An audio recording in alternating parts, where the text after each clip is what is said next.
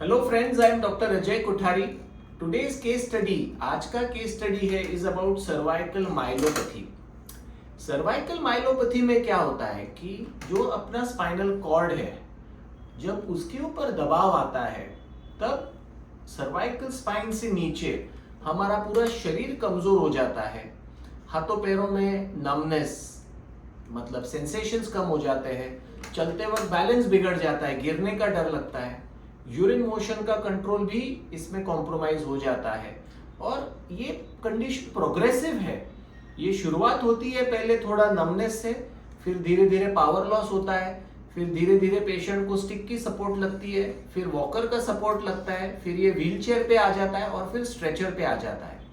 आज का case study cervical myelopathy के बारे में है और ये केस स्टडी है मिस्टर विकास शिंदे के बारे में। You can show mister Vikas Shinde, ये डोंबिवली में रहते हैं and we did his cervical myelopathy treatment 3 months back. तो ये पहले समझते हैं कि इनका केस क्या था और हमने क्या किया। You can come here. So अगर आप यहां देखेंगे,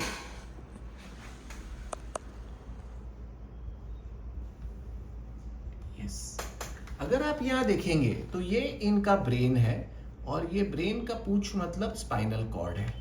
नॉर्मली स्पाइनल कॉर्ड के इर्द गिर्द ये वाइट फ्लूइड दिखता है आपको, क्योंकि ये ब्रेन से जो CSF आता है ये यहाँ कलेक्टेड होता है। बट ये इनका C2, C3, C4, C5, C6 और C7 लेवल है। तो यहाँ पे इनको C2 और C4 के बीच में ये पूरा दबाव इनके स्पाइनल कॉर्ड के ऊपर दबाव दे रहा था। यहाँ पे C5, C6 में भी एक डिस्क बाहर आ गई थी और ये 3 जगहों पर प्रेशर आने के कारण इनको सर्वाइकल माइलोपैथी था। तो आप देख रहे हैं कि नॉर्मली स्पाइनल कॉर्ड के इर्द गिर्द ये फ्लूइड होता है, बट यहाँ पर और यहाँ पर ये स्पाइनल कॉर्ड पूरा दब गया है and he has a cord oedema at this level. Action cuts में अगर हम देखेंगे तो ये पिक्चर इज वेरी स्केरी।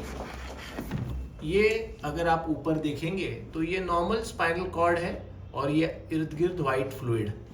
ये आप ट्रेस करते जाएंगे तो जैसे में C3 में आता है, ये जो ब्लैक दिख रहा है यहाँ पर, तो ये जो कैन कम क्लोजर, ये जो ब्लैक दिख रहा है आपको यहाँ पर, ये OPLL है और स्पाइनल कॉर्ड सिर्फ इतनी छोटी सी रह गई है। जो नॉर्मल स्पाइनल कॉर्ड इतनी बड़ी थी यहाँ पर, वो स्पाइनल कॉर्ड इतनी छोटी सी रह गई है।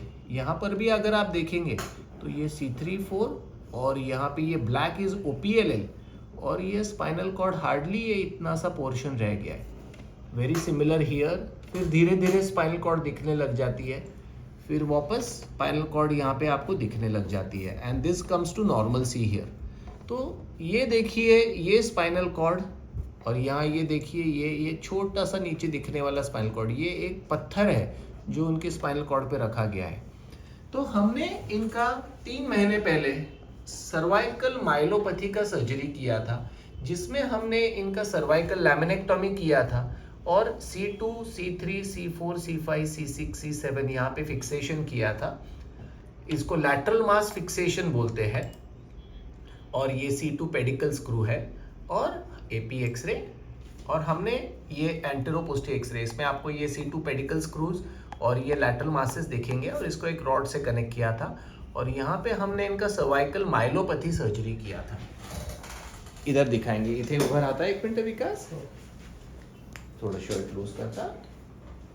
सो जब ये हमारे पास आए थे, इनको कमर गर्दन से लेके नीचे दोनों हाथों में, दोनों पैरों में पावर एकदम कम हो गया था और इंडिपेंडेंट चलना फिरना भी इनका बंद हो गया था। यू कैन सी हियर, हे ढीला करता शर्टचे पुढची बटन्स, त्यांना मदत करा।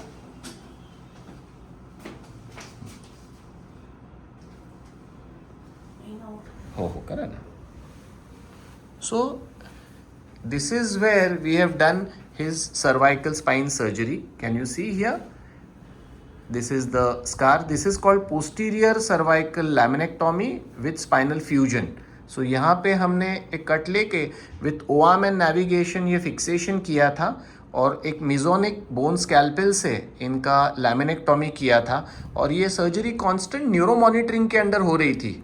मतलब न्यूरो मॉनिटरिंग क्या होता है कि इंट्रा ऑपरेटिव डिवाइस है जो ड्यूरिंग द सर्जरी आपका स्पाइनल कॉर्ड मॉनिटरिंग करता होता है। लोगों को ये डर होता है कि मेरा अगर ऑपरेशन हो गया तो मुझे पैरालिसिस हो जाएगा, but with this neuro monitoring अगर थोड़ा भी नसों के ऊपर दबाव आता है तो तुरंत एक अलार्म ब्लिंक होता है and the surgeon becomes aware कि भाई कोई तो नस के ऊपर दबाव है, and immediately he rectifies it and patient gets completely better. तर जरा चालून दाखवा. येस, परत जा, नॉर्मल चाला, परत जा, या परत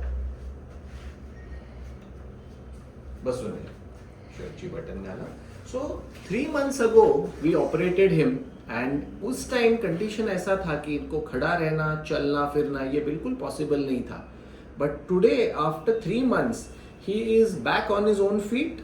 ये खुद का खुद चल सकते हैं, डेली इवनिंग वॉक के लिए जाते हैं, खुद का खुद सारा काम कर लेते हैं. हाथों में पैरों में जो चली गई थी ताकत वो वापस आ गई है, और यूरिन मोशन का भी जो कंट्रोल चला गया था वो वापस आ गया है. इन्होंने काफी दिन सर्जरी अवॉइड की विद द फियर कि मुझे कोई और पैरालिसिस हो जाएगा, बट बिना ऑपरेशन किए उनको पैरालिसिस आ गया था क्योंकि वो नस पूरी दब गई थी, जैसे आपने अभी MRI में देखा. तो सुनते हैं विकास से कि इनका क्या कंडीशन था और अभी कैसा महसूस कर रहे हैं after this robotic spine surgery. Yes Vikas, जोरात बोला, मराठीत बोला. सर्जरीच्या आधी माझा राईट बाजू ही पूर्ण काम करणं बंद केलेलं. उजव्या बाजूने मला पेनही पकडता येत नव्हतं. मी बँकेत कामाला आहे, तर पेनाशी जास्त संबंध आहे, पण मला पेनही पकडता येत नव्हतं किंवा चालताही येत नव्हतं व्यवस्थित. पण जेव्हा 3 महिन्यापूर्वी आपण सर्जरी केली डॉक्टरांकडे, कोठारी डॉक्टरांकडे, त्याच्यानंतर आत्ता मी हिंडू फिरू शकतो, सगळे कामं माझे व्यवस्थित होतात. युरिनचा जो माझा त्रास होता की पटकन होऊन जायची, तेही बंद झालेलं आहे. आणि इम्प्रूव्हमेंट वाटतंय आता. हो. आणि ती दिवसेंदिवस होत जाणार. From the date of surgery till 9 months to 1 year recovery होता जात आहे. ताई तुम्ही काय म्हणाल ऑपरेशन विषयी? पहिले तर मला खूप भीती वाटत होती ऑपरेशनची. पण ऑपरेशन झाल्यानंतर सरांनी म्हणजे खूप आम्हाला समजावलं व्यवस्थित. ऑपरेशनचे म्हणजे फायदे पण सांगितले आणि कॉन्फिडन्स दिला. बरोबर. मग आम्ही ऑपरेशनला तयार झालो आणि फायदा वाटतोय फायदा ऑपरेशन आहे नंतर? आणि आता व्यवस्थित आहे. अजून काय सांगू शकाल तुम्ही? म्हणजे मला सर्जरीच्या आधी असं वाटलेलं की मी आयुष्यात परत कधी हिंडू फिरेन की नाही असं वाटत होतं. सर्जरीनंतर आता मी पूर्ण व्यवस्थित आणि माझ्यात हा कॉन्फिडन्स आला की मी पुढचं आयुष्य पूर्ण परिपूर्ण काढू शकेन. अरे वा. So overall quite happy with the treatment. Yes, समाधानी आहात? एकदम. अरे वा. नमस्कार, थँक्यू.